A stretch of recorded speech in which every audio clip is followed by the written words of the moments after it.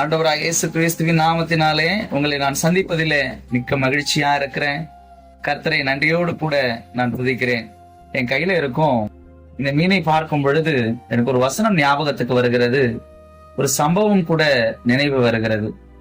வசனம் என்ன என்று சொன்னால், யாக்கோபு 4ஆம் அதிகாரம் 7ஆம் வசனத்தை நான் வாசித்தால், ஆகையால் தேவனுக்கு கீழ்ப்படிந்திருங்கள், பிசாசுக்கு எதிர்த்து நில்லுங்கள், அப்பொழுது அவன் உங்களை விட்டு ஓடி போவான். சம்பவம் என்ன என்று சொன்னால், இந்த வசனத்தை வாசிக்கும் பொழுது யோனாவை விழுங்கிய ஒரு பெரிய மீன் நினைவுக்கு வருகிறது. தேவனுடைய வார்த்தைக்கு அந்த பெரிய மீன் கீழ்ப்படிந்து என்ன செய்தது என்று சொன்னால், யோனாவை முதலாவது விழுங்கியது. இரண்டாவது, விழுங்கிய யோனாவை 3 இரவும் பகல் 3 நாட்கள் சேதப்படுத்தாமல் அமைதியா இருந்தது. மூன்றாவதாக, விழுங்கிய யோனாவை தேவனுடைய கட்டளை பிறந்த பொழுது கரையிலே கட்டியது. இப்படிப்பட்ட பெரிய மீன் கர்த்தருடைய வார்த்தைக்கு கீழ்ப்படிந்து செயல்பட்டது.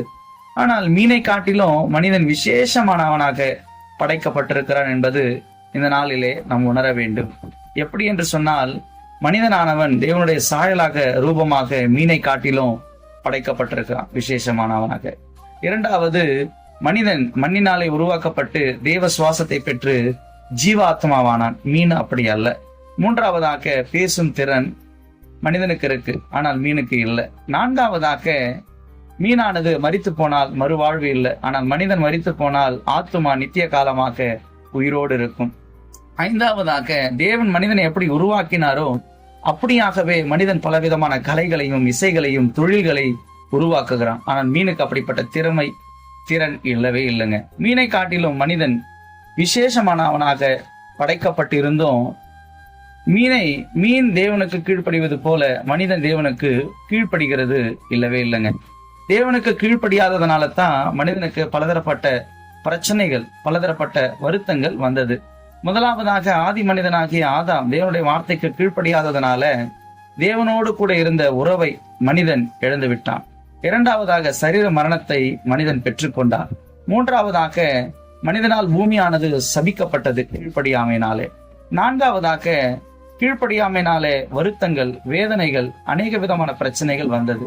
ஐந்தாவதாக, பலதரப்பட்ட காரியங்களை குறித்து மனிதன் பயந்து வாழ்வதற்கு காரணம் கீழ்ப்படியாமை என்று சொல்லி நாம் பார்க்கிறோம்.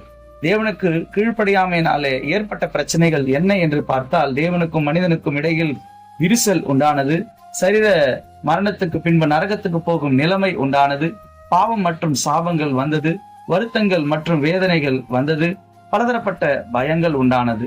இந்த பயங்களிலிருந்தும் இப்படிப்பட்ட பிரச்சனைகளிலிருந்தும் மனிதனை விடுவிக்க, மனிதனை ரட்சிக்க இயேசு கிறிஸ்து இந்த உலகத்திற்கு வந்து சிலுவையிலே மரித்து இயேசுவின் மூலம் நாம் மீண்டும் தேவனுக்கு கீழ்ப்படியும் ஸ்லாக்கியத்தையும் பெறுகிறோம். அது மாத்திரமில்லாமல் பாக்கியத்தை அடைகிறோம். இந்த விஷயத்தை அறிந்து இயேசு கிறிஸ்து விசுவாசித்து பலதரப்பட்ட நன்மைகளை பெற்றுக் கொள்வோமாக, ஆசீர்வாதங்களை பெற்றுக் கொள்வோமாக. ஜெபம்.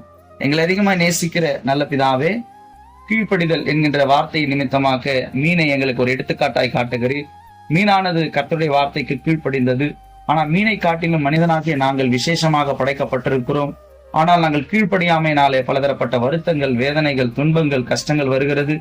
இதை நாங்கள் உணர்ந்து அந்த வருத்தங்களிலிருந்து ரட்சிக்க கிறிஸ்து இயேசு வந்தார் என்பதை, சத்தியத்தை ஏற்றுக்கொண்டு கிறிஸ்துவை விசுவாசிக்க கிருபை செய்யுங்க. எங்கள் வருத்தங்கள், வேதனைகள், பயங்களிலிருந்து எங்களை விடுதலையாக்கும்படி இயேசுவின் நாமத்தினாலே செபித்து வேண்டிக் கொள்ளுகிறேன் பரலோகத்தின் பிதாவே. ஆமேன். Praise the Lord.